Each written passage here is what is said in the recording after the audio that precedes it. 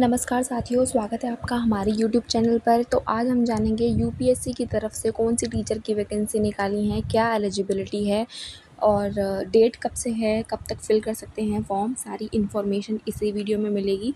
तो सबसे पहले ये यूपीएससी की साइट है, आपको इस पर ओपन कर लेना है।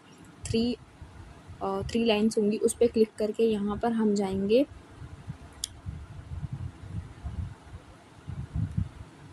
एडवर्टाइजमेंट की तरफ जाएंगे, देखेंगे कि उसमें क्या दे रखा है। एडवर्टाइजमेंट मैंने ओपन कर ली है। अब रिक्रूटमेंट जो दे रखा है सबसे नंबर 1 पे एडवर्टाइजमेंट नंबर 51, उस पर क्लिक कर देंगे और पीडीएफ को डाउनलोड कर देंगे। ये पीडीएफ ओपन हो जाएगी। तो इसमें देखते हैं कि क्या लिखा है। स्पेशल एडवर्टाइजमेंट नंबर 51 और 2026 की बात है। Union Public Service Commission UPSC की तरफ से क्या हुई है, recruitment by selection to the following post. कौन कौन सी पोस्ट है। सो वैकेंसी नंबर 26 ये दे रखी है 124 vacancy for the post of the principal in education department government of NCT of Delhi. समझा देती हूँ मैं पहले आपको। तो 124 क्या दे रखी है, इसमें वैकेंसीज दे रखी हैं। पोस्ट कौन कौन सी category wise reservation of the post दे रखा है।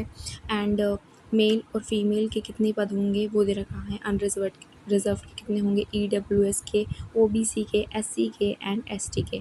आप यहाँ पर इसको चेक इट आउट कर सकते हैं कि कितने वैकेंसी हैं। जो अनरिजर्व्ड हैं वो मेल की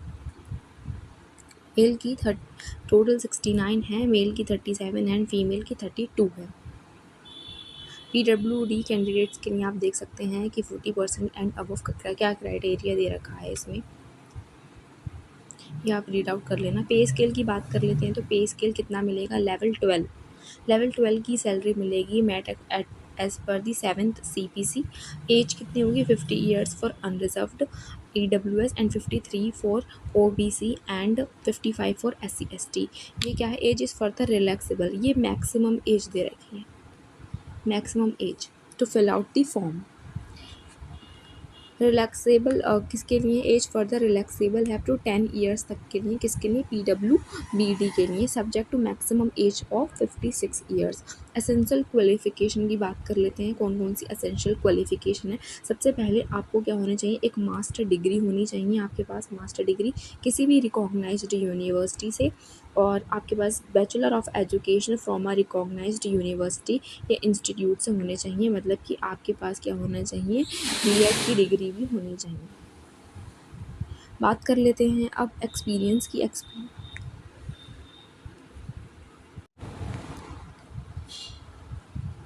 एक्सपीरियंस की बात कर लेते हैं। 10 years experience of teaching as vice principal या post graduate teacher PGT, trained और ग्रेजुएट टीचर TGT, या फिर in a recognised high school, higher secondary school या senior secondary school, intermediate college में आपके पास ये एक्सपीरियंस होना चाहिए। डिज़ायरेबल क्वालिफिकेशन क्या है, ये डिज़ायरेबल है, नॉट मैंडेटरी। डिज़ायरेबल है, मैंडेटरी नहीं है। क्या है, holding doctorate degree from a recognised university या फिर इंस्टीट्यूशंस। एक्सपीरियंस होना चाहिए administrative charge of a recognised high school. आप इसको रीड आउट कर लेना है। और ये नोट 1 क्या दे रखा है, ड्यूटीज़ क्या हैं, क्या ड्यूटीज़ होगी। Head of school is responsible for administrative, academic and financial job in his or her school. The head of school has a multiple purpose role as planner organisation. ये duties के बारे में बताया गया है। अदर डिटेल्स क्या हैं, post permanent है, general central service group A gazetted की जो पोस्ट है ये नॉन मिनिस्ट्रियल लेवल पे है। प्रोबेशन की बात कर लेते हैं। तो क्या है, 1 ईयर का है। हेडक्वार्टर्स कहाँ पर मिलेगा, दिल्ली में मिलेगा। ओल्ड सेक्रेटरी मतलब दिल्ली में ही पोस्टिंग होगी। एनी अदर कंडीशंस दे रखी हैं, वैकेंसी मैंने बता दी है, आप देख लेना इसको। प्रिंसिपल की वैकेंसी है ये। एंड ये PW क्राइटेरिया दे रखा है। पे स्केल इसके लिए इतना है, 35 ईयर्स होनी चाहिए, 38 years for OBC, 40 years for ST। The age is further relaxable up to 10 years for PWBD। Essential qualification क्या है, प्रिंसिपल के लिए मास्टर डिग्री होनी चाहिए सेम एंड BEd। एक्सपीरियंस की बात करें तो 2 years experience as post graduate teacher, 2 years experience मांगा है इसमें, और 3 year experience as a PGT। और ये अदर क्वालिफिकेशन आप पढ़ लेना, ड्यूटीज़ क्या हैं अदर। ये भी ग्रुप ए गैजेटेड की पोस्ट है और प्रोमोशन 1 ईयर है सेम, और जो हेडक्वार्टर है वो भी दिल्ली ही रहेगा। एनी अदर कंडीशन आप रीड आउट कर लेना। रिजर्वेशन अंदर OBC category will be provided only to those candidates who submit OBC certificate. तो जिसने ओबीसी सर्टिफिकेट इशू किया होगा उसको ही रिजर्वेशन मिलेगा दिल्ली में। Candidates who submit OBC certificate issued by the state या फिर यूटी के through will be considered as general या अनरिजर्व्ड। तो ये स्टेट या फिर यूटी के थ्रू जो भी सर्टिफिकेट बनाया जाएगा उसको जनरल और अनरिजर्व में काउंट किया जाएगा। तो आपको सेंट्रल का ही क्या बनवाना है, सर्टिफिकेट बनवाना है। इम्पॉर्टेंट इन्फॉर्मेशन दे रखी है, आप यहाँ से फॉर्म फिल कर सकते हो। ये जो लिंक दे रखी है इम्पॉर्टेंट नॉलेज ओनली अब पोस्ट फ्रॉम 25 मतलब कि 25 जुलाई से ये स्टार्ट हो चुकी हैं फॉर्म फिलअप की डेट। एंड जो लास्ट है वो 14/8/2026 है, मतलब कि 14 अगस्त, 15 अगस्त से पहले 14 अगस्त को आपका लास्ट है। पेन पेपर बेस्ड हमारा ये एग्ज़ाम होने वाला है, मतलब कि ऑफलाइन होगा ये। और डेट बता देंगे इसमें काउंसलिंग की क्या है, date for interview, short list में क्या आएगा, और जो इंस्ट्रक्शन है इन्फॉर्मेशन है कैंडिडेट्स की क्या होनी चाहिए, सिटीजनशिप होनी चाहिए, एज लिमिट्स क्या हैं, मिनिमम एसेंशियल क्वालिफिकेशन क्या है, ये सब बता चुकी हूँ मैं। Candidate to ensure their eligibility for the recruitment होने ही चाहिए। अप्लाई कैसे करना है, इस लिंक पर जाके आपको अप्लाई करना है। One time edit facility for URN profile, मतलब कि आप एक ही बार क्या कर सकते हो, एडिट कर सकते हो।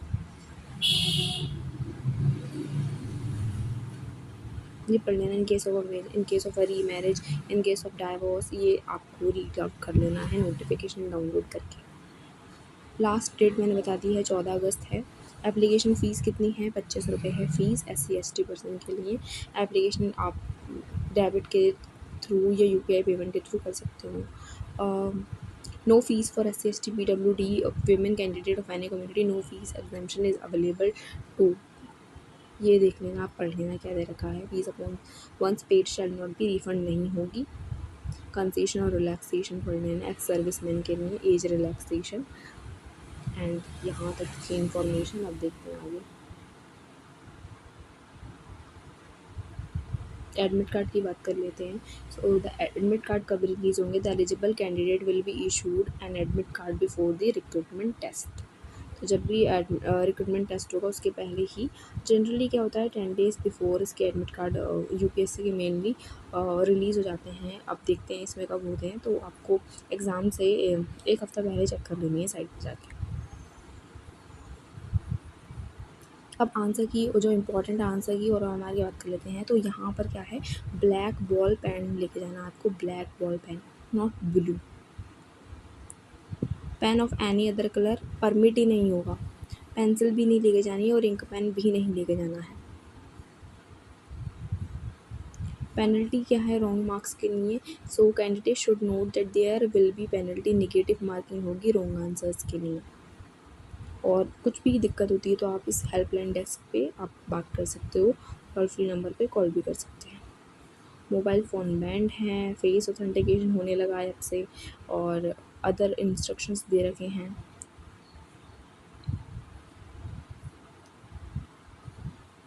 स्कीम देख लेना। आप सिलेबस की बात कर लेते हैं। Syllabus of the test broadly comprise the following, general knowledge होगी और Hindi, English language skill, reasoning, educational policy and educational measurement and evaluation, management and financial administration, office procedure, pedagogy और डिजिटल लिटरेसी। वेटेज की बात कर लें तो वही आप देख सकते हो कि weightage of combined recruitment test marks and interview will be in the ratio of 75 and 25 for determining the final merit list in the recruitment case पे। OBC के लिए कितनी होनी चाहिए और SC/ST के लिए, जनरल के लिए क्या होनी चाहिए। ये special instruction to candidate for objective type test के लिए दे रखा है, आप इसको रीड कर लेना क्या है, कैसे मार्क करने हैं आपको OMR।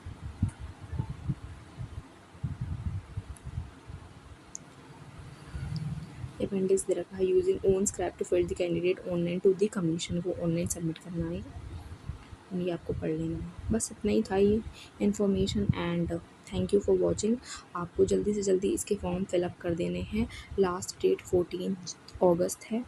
एंड 25 से ये फॉर्म स्टार्ट हो चुके हैं। इफ़ यू आर एलिजिबल तो प्लीज़ आपको ये फॉर्म भर देना ही है। Thank you so much for this video.